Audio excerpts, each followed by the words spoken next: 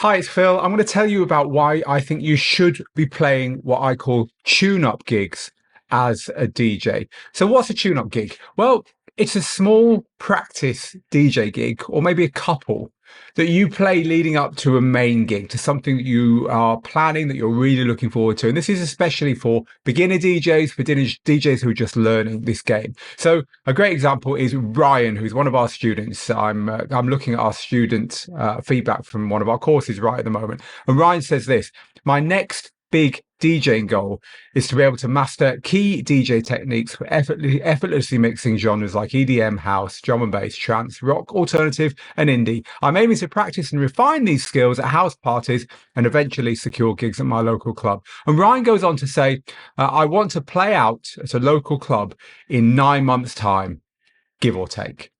So Ryan's put 4 to 5 hours of training a week from Wednesday to Sunday in. He's a good student inside our complete DJ course. He's taken this seriously, and that's his aim. So my advice to Ryan was this. It sounds like a realistic goal, but try to play out sooner, even if it's only to friends and family. Think of these as tune-up gigs. Now, this is a phrase I haven't used before, and I think it's a good phrase to stick in your head, because what you're doing is literally tuning up your DJing instrument. You're getting it ready. Think of it as a secret gig played by a band before they go on tour, or a private little tour by a comedian testing their new material before they go and do the proper shows, right? A tune-up gig is a small practice gig that you play leading up to your main gig. So there's lots of reasons why this is a good idea. So much is different when you go and play your A gig, when you go and play this thing you're looking forward to. So much is different there compared to all your practice sessions at home. I mean, like pretty much everything, the place you're doing it, clearly, the fact you've had to travel to get there, just the overall volume, the fact you can feel the bass in your tummy that you couldn't feel at home when you were practicing. Of course, you're going to be really, really nervous. So you're going to forget simple things, and you're going to feel like you're much more stupid than you really are. Of course, by definition, there's hopefully going to be other people there.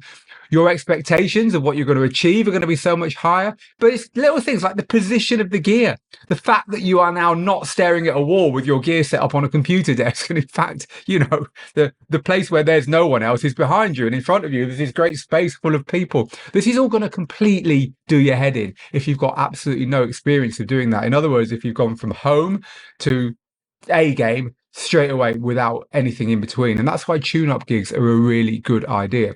So I'm a runner, and one of the things that the running training programs tell you is if you're training for, say, a marathon, it's a really good idea throughout that to have a couple of these tune-up races where you're doing all that stuff. You're testing out your kit, you're traveling somewhere, you're getting used to having other runners around you, and you're getting used to the firing gun at the start and to the finish line and all that stuff, right? So it's exactly the same thing.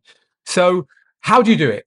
It is a good idea. I definitely recommend you do it, especially if you're a beginner and you're not used to playing out. Obviously, if you're a DJ who plays out all the time, you're not even practicing anymore at home.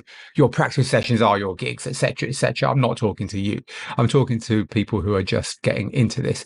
Well, obviously, it's hard to get the opportunity to play in public, especially if you're you're no regular at this. So the first place to look is friends and family. Are there any friends who you can play at their houses or at their parties, their barbecues, their pool parties, whatever?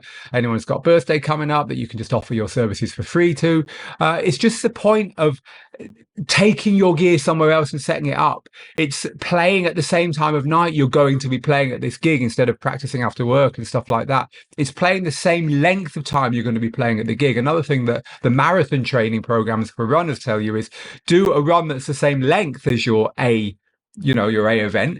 But just do it slower, so you don't go as far, but you get used to the distance, right? So get used to playing for 3 hours if you're going to be playing for 3 hours. So the whole point of these tune-ups is they don't have to completely replicate everything you're going to see at your main gig. If they did, they would be your main gig. They just have to incorporate as many of the things as you can. So if your tick list is in public, taking my gear and setting it up somewhere else, playing for the same length, playing the same kind of music, then find something that can do 1 or 2 or 3 of those things and slot 2 or 3 of them in. And what will happen is your confidence will rise, your expectation will rise. In other words, you'll start anticipating and looking forward to the event more because you're starting to tick off these things that you might not have even known were worrying you a little bit about playing the thing you're really building towards. And of course, your excitement is going to rise as well.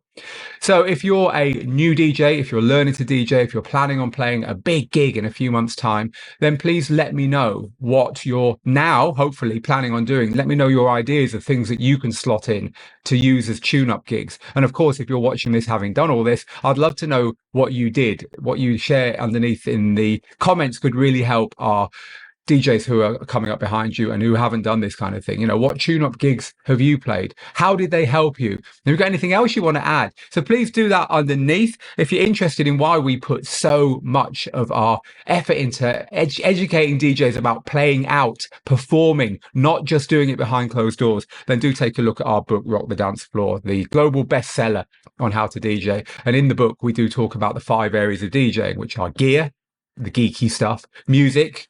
Obviously, you need a music collection, but how do you manage that music and so on? Mixing, what you do on the gear and the music. But then number 4 is performing.